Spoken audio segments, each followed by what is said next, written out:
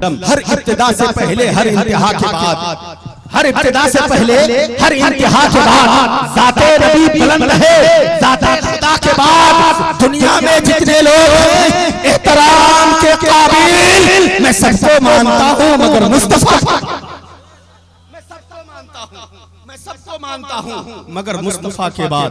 बिरादर मोहतरम, उसी मुस्तफा पर दुरूद पढ़ने की बात आती है तो हम आप हज़रात बुखारत कर जाते हैं, हम लोग कंजूसी कर जाते हैं, हम लोग तकलीफ महसूस करते हैं। लेकिन ऐसा नहीं होना चाहिए था कि दुरूद पढ़ने में कोई बुखारत नहीं करनी चाहिए थी। अभी आपके मदरसा अनवारे मुस्तफा के तालिब इल्म आप हज़रात के सामने नाते नबी पढ़ा, माशाअल्लाह।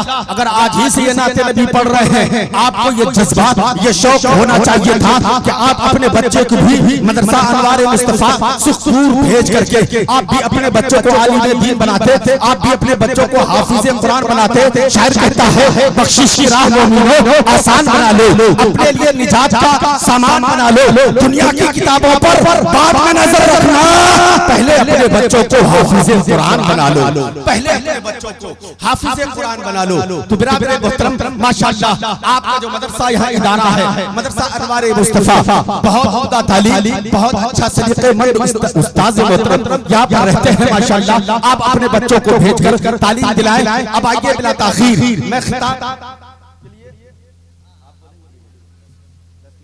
अब आइए आपके मदरसे के उस्ताद फखरुल खुल्ला हजरत हाफिज और कारी इजाज अहमद साहब क़िबला समस्तीपुरी का इस्तकबाल खैर मक़दम पूरा जिंदादिली के साथ दाएं से लेकर बाएं तक, आगे से लेकर पीछे तक अपने दोनों हाथों को फिज़ा में लहरा दीजिए, हमारी आवाज में आवाज मिला दीजिए। नारे तकबीर, नारे रिसालत, उलमाए अहले सुन्नत, मसलके आला हज़रत, फैज़ाने आला हज़रत, फैज़ाने गौसे पाक, जश्न गौसुल वरा, नारे तकबीर, नारे रिसालत। जनाब मोहतरम कारी इजाज अहमद साहब क़िबला समस्तीपुरी माइक।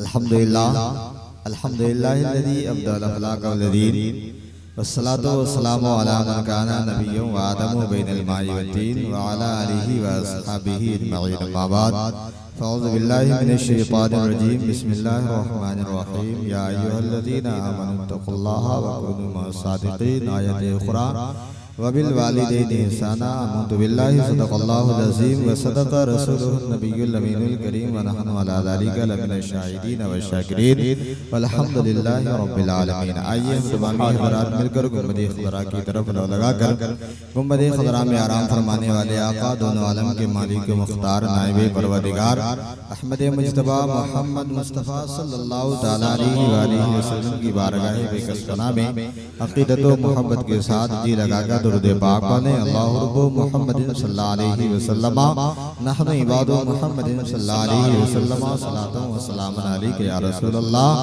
सल्लल्लाहु तआला अलैहि वसल्लम। मेरे बुजुर्गों और दोस्तों, कुछ लोग सोचते होंगे कि फिर से दोबारा पुराने कैसेट को बजा दिया गया है। मैं आपसे गुजारिश करूंगा, ये कहूंगा कि नए कैसेट को सुनने के लिए पहले पुराने कैसेट को सुन लीजिए, तो नए कैसेट को सुनने का बड़ा मजा आएगा, बड़ा लुत्फ होगा। चार मिसरे में आपके सामने पेश करता हूँ, तवज्जो के साथ समाअत करेंगे।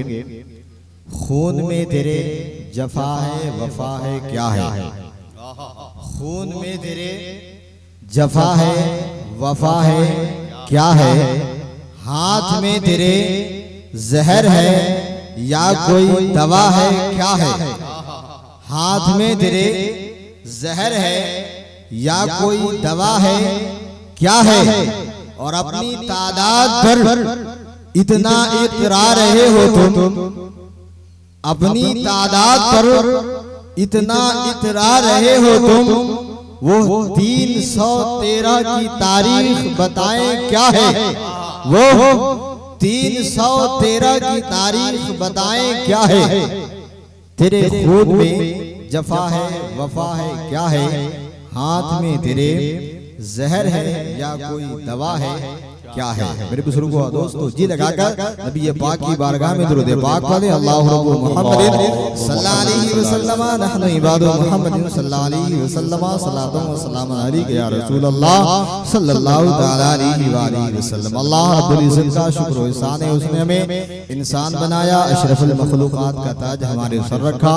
करोड़ों दुरूद व सलाम हो उस पैगंबर आदम पर जिसके सदक़े में रब्बे कायनात ने सारी कायनात की तख्लीक फरमाई। बड़े ही खुश नसीब है बानी महफिल जनाब मोहम्मद हबीब साहब, जिन्होंने अपने साहबजादे की शादी खाने आबादी की हसीन मौके पर एक कॉन्फ्रेंस का इनेकाद किया, महफिल पाक का इनेकाद किया। अल्लाह तबारक ताला इस महफिल पाक को कबूल मंजूर अता फरमाए और इस महफिल पाक के सदक़े में कल होने वाली शादी को खाने आबादी फरमाए, शादी के जुमला तक़रीबात हसना को पाए तकमील तक पहुँचाए। बस 10 मिनट का मुझे वक्त मिला है, जिसमें 2-4 मिनट गुजर चुके हैं। बाकी वक्त मेरा जो है मैं कोशिश करूंगा कि उन्हीं वक्तों में अपनी गुफ्तगू को आपके सामने रखूं।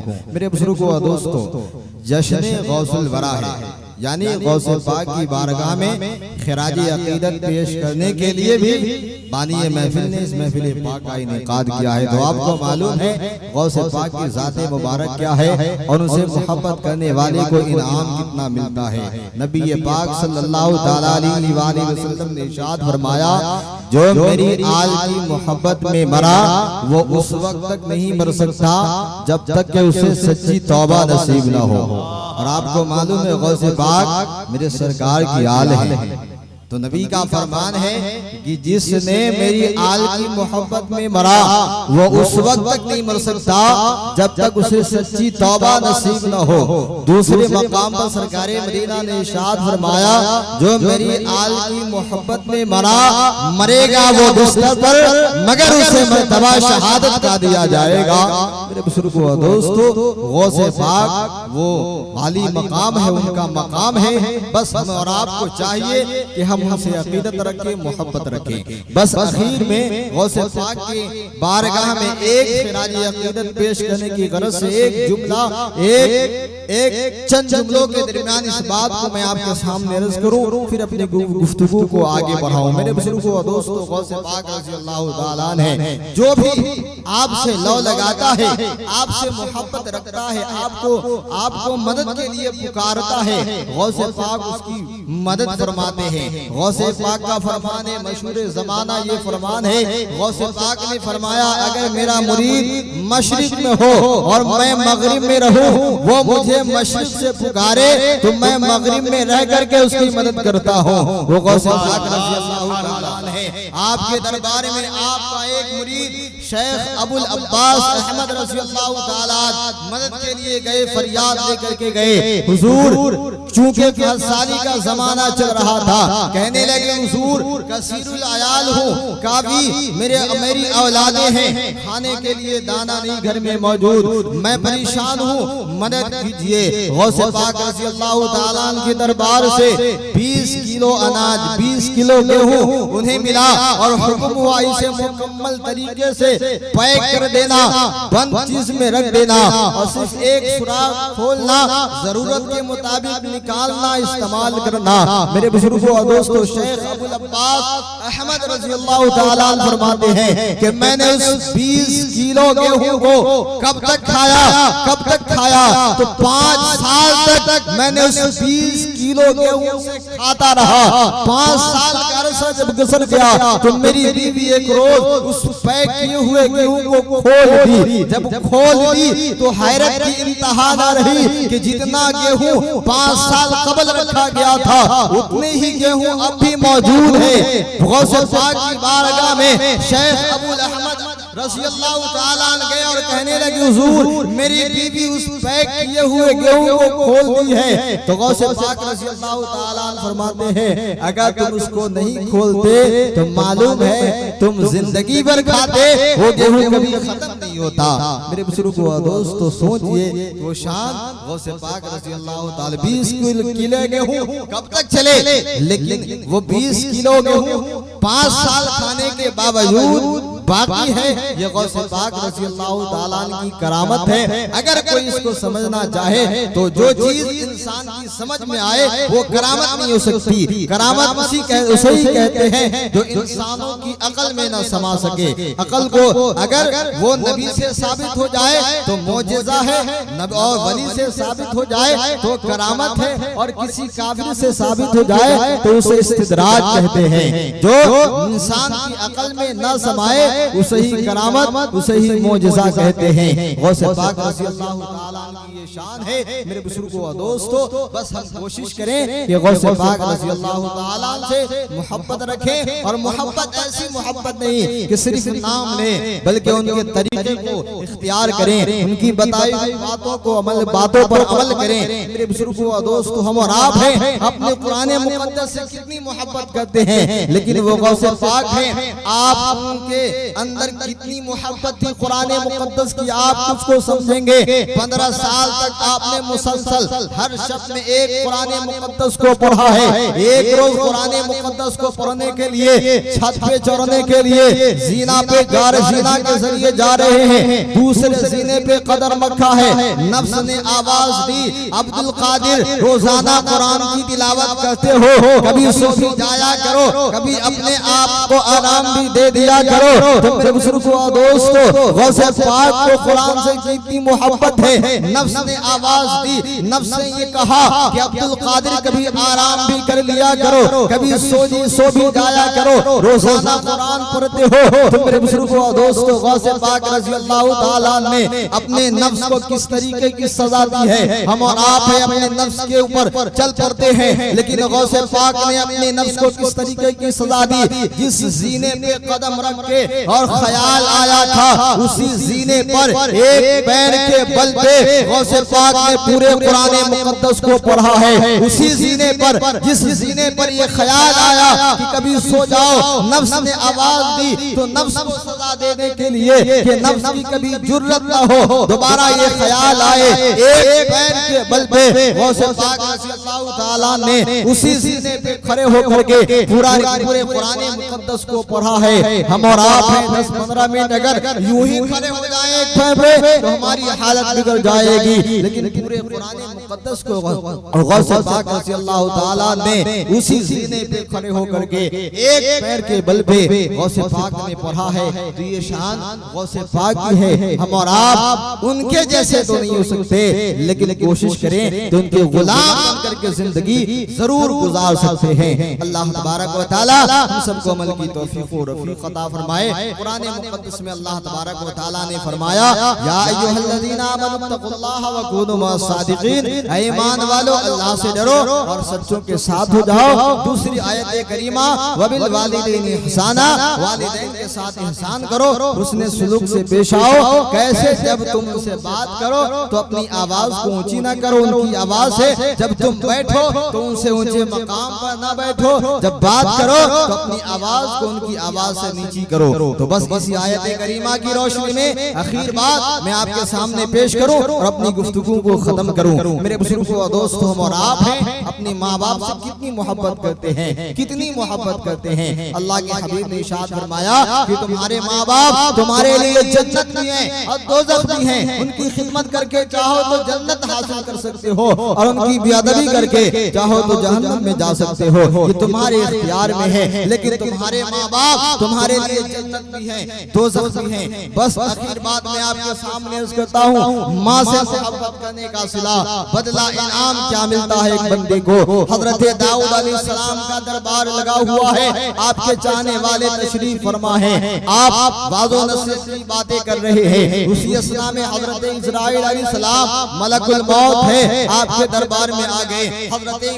हजरत दाऊद अलैहिस्सलाम ने पूछा कि तुम रूह निकालने वाले फरिश्ते, यहाँ तो मेरे चाहने वालों की जमात है, मेरे चाहने वालों की ये महफिल सजी हुई क्यों है, तुम्हारा ये काम यहाँ क्या काम है, किस काम से आए हो? तो हजरत इस्राईल अलैहिस्सलाम कहने लगे, हे अल्लाह के नबी, आपके दरबार में एक ऐसा नौजवान है जिसकी रूह कब्ज करने के लिए अल्लाह ने मुझे हुक्म दिया है। जैसे ही वो नौजवान आपके दरबार से उठ करके अपने घर जाएगा, मैं उसकी रूह को कब्ज कर लूंगा। मेरे बुजुर्गों और दोस्तों, अल-मुख्तसर वो नौजवान कौन है? हजरत दाऊद अलैहिस्सलाम की बारगाह में बैठ करके वाज़ो नसीहत की बातें सुन रहा है। जब वाज़ो नसीहत की महफिल इख्तिताम हुई तो लोग वहां से जाने लगे, ये नौजवान भी अपने घर को चला है। आगे आगे वो नौजवान है, पीछे हजरत इस्राईल अलैहिस्सलाम है। घर के अंदर दाखिल हुआ, उस नौजवान के घर में एक उसकी पूरी ज़ईफ़ा माँ